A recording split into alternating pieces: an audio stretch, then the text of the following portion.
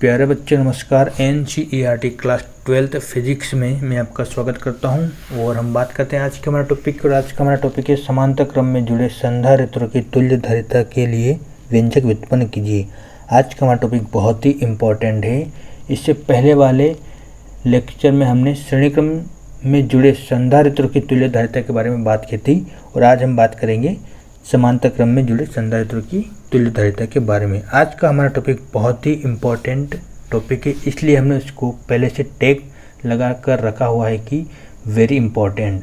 तो आप इसको ध्यानपूर्वक समझिएगा।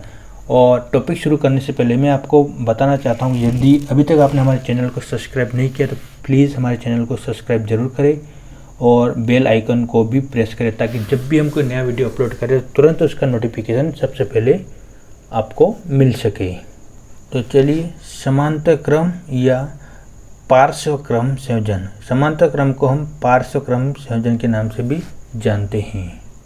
तो हमने लिखा कि इस प्रकार के संयोजन में प्रत्येक संधारित्रों को परस्पर एक दूसरे के समांतर रखा जाता है। तो देखिए चित्र में कि यहाँ पर हमने 3 संधारित्र लिए हैं, C1, C2 और C3। इन तीनों संधारित्रों को परस्पर एक दूसरे के समांतर रखा है, यानी एक के ऊपर एक रखा है। ये जो सीरीज बन रही है समांतर की सीरीज बन रही है, ठीक है। तो प्रत्येक संधारित्र को हमने समांतर क्रम में रखा है। आगे लिखते हैं तथा प्रत्येक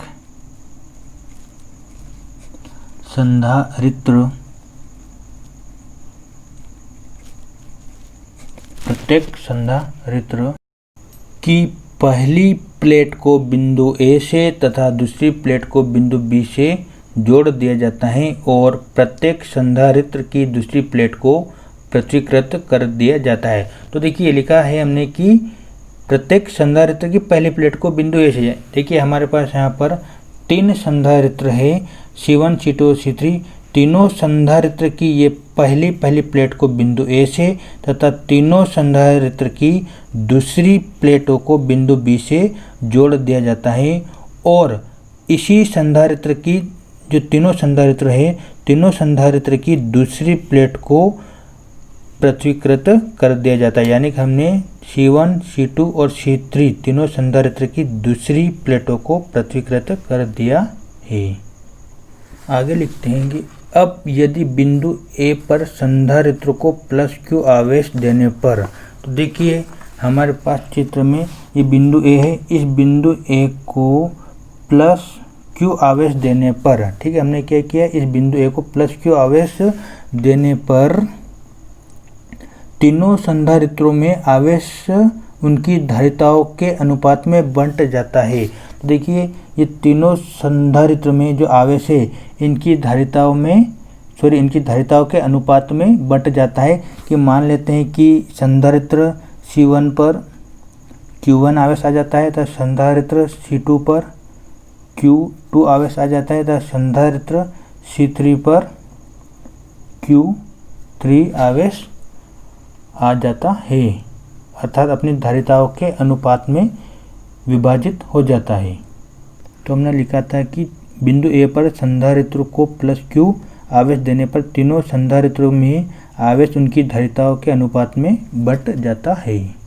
तो चित्र में देखिए कि +Q आवेश देने पर तीनों संधारित्र की पहली प्लेट पर प्लस आवेश प्रेरित हो जाता है। ये हमने +Q आवेश देने के बाद की स्थिति। अब देखिए प्रेरण क्रिया के द्वारा इसी संधारित्र के निकटवर्ती प्लेट यानी कि जो दूसरी प्लेट है इसके निकटवर्ती पर माइनस आवेश प्रेरित हो जाता है। तीनों संधारित्र के निकटवर्ती सतह पर माइनस आवेश प्रेरित हो जाता है तथा इसी दूसरी प्लेट के दूसरी या दूरवर्ती सतह पर प्लस आवेश प्रेरित हो जाता है। लेकिन हमने यहाँ पर दूसरी प्लेट के या सभी संधारित्र की दूसरी प्लेट को पृथक्कृत कर दिया है, जिससे इनके ऊपर प्रेरित प्लस आवेश या धन आवेश इस पृथ्वी के अंदर चला जाएगा। और चित्र में हम मान लेते हैं कि बिंदु A और बिंदु B के बीच उत्पन्न विभवांतर v है। ठीक है, हमने माना था कि बिंदु ए और बी के बीच विभवांतर v है। तो इस प्रकार हम देखते हैं कि तीनों संधारित्र की पहली प्लेट पर धनावेश तथा तीनों संधारित्र की दूसरी प्लेट पर ऋणावेश शेष रह जाता है। हम बताना चाहेंगे कि ये सब लिखने के बाद फिर अपन ये चित्र यहाँ पर जस्ट लिखने के बाद ड्रॉ कर देंगे हम। अब आगे हम लिखेंगे कि उपरोक्त संयोजन में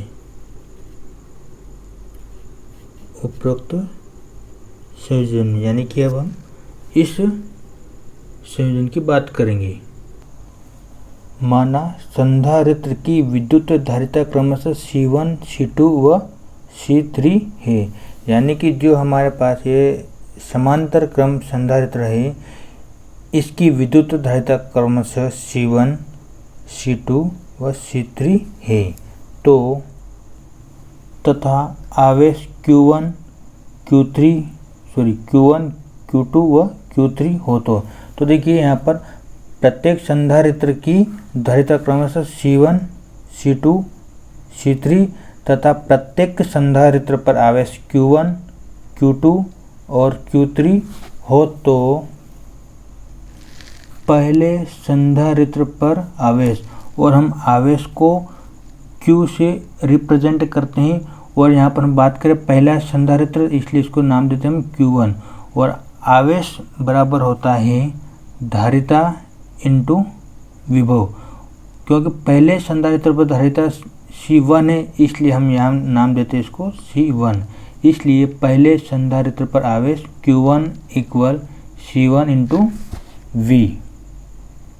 अब हम थोड़ा समझेंगे कि Q equal to C into V कैसा है। तो हम जानते हैं कि जो हमारे पास जो धारिता होती है वो होती है C इक्वल आवेश अपॉन विभवांतर। जब हम इस विभवांतर या विभव का गुणा इधर करेंगे, क्रॉस मल्टीप्लाई करेंगे, तो ये बन जाएगा C into V equal Q, और इसको हम थोड़ा सीधा लिख देते हैं तो Q इक्वल टू बनेगा C इंटू V। इसलिए यहाँ पर आवेश इक्वल धारिता इंटू विभव, ये यहाँ से हमने धारिता से लिया था। पुनः हम हमारे व्यंजक पर आते हैं। इसी प्रकार दूसरे संधारित्र पर आवेश, दूसरे संधारित्र पर आवेश। अब हम दूसरे संधारित्र पर बात कर रहे हैं इसलिए आवेश यहाँ पर हो जाएगा Q2 और धारिता हो जाएगी C2 इंटू विभवांतर V। तो देखिएगा हमने अभी इस दूसरे संधारित्र की बात की थी जिस पर आवेश है Q2 तथा धारिता है C2, इसलिए आवेश बराबर होगा धारिता इंटू विभवांतर। इसको हम नाम देते हैं समीकरण नंबर 1 और इसको हम नाम देते हैं समीकरण नंबर 3। और इसी प्रकार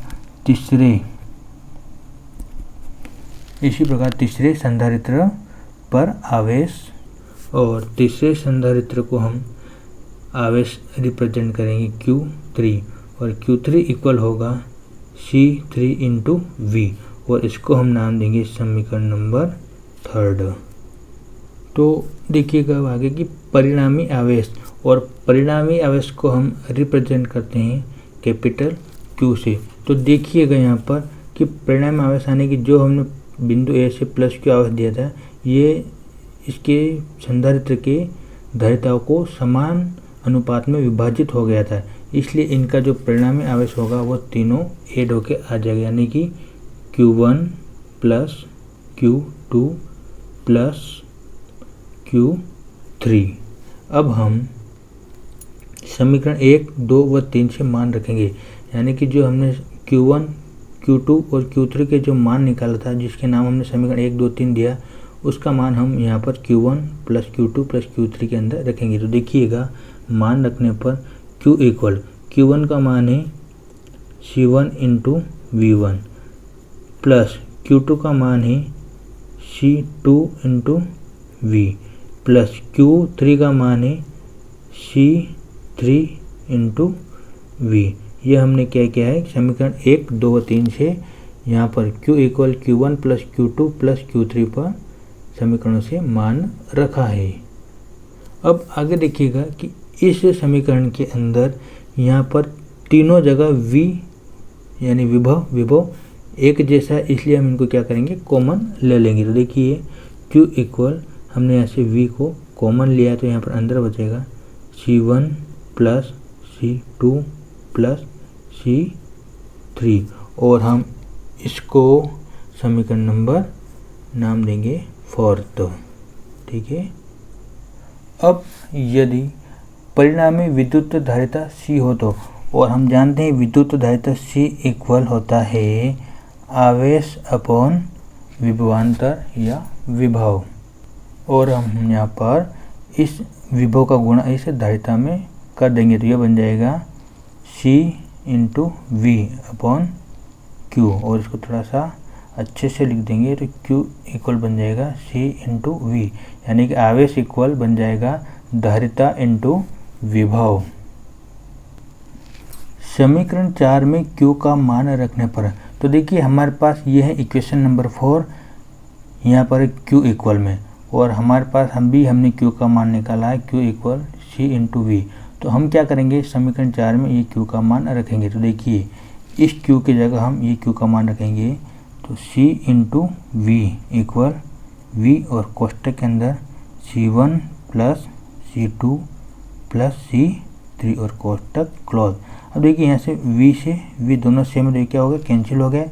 तो फाइनली हमारे पास बचा है C equal C1 plus C2 plus C3, और यही समांतर क्रम संयोजन में परिणामी धारिता का व्यंजक है या परिणामी धारिता का सूत्र है, और इसका मात्रक होता है फैराड।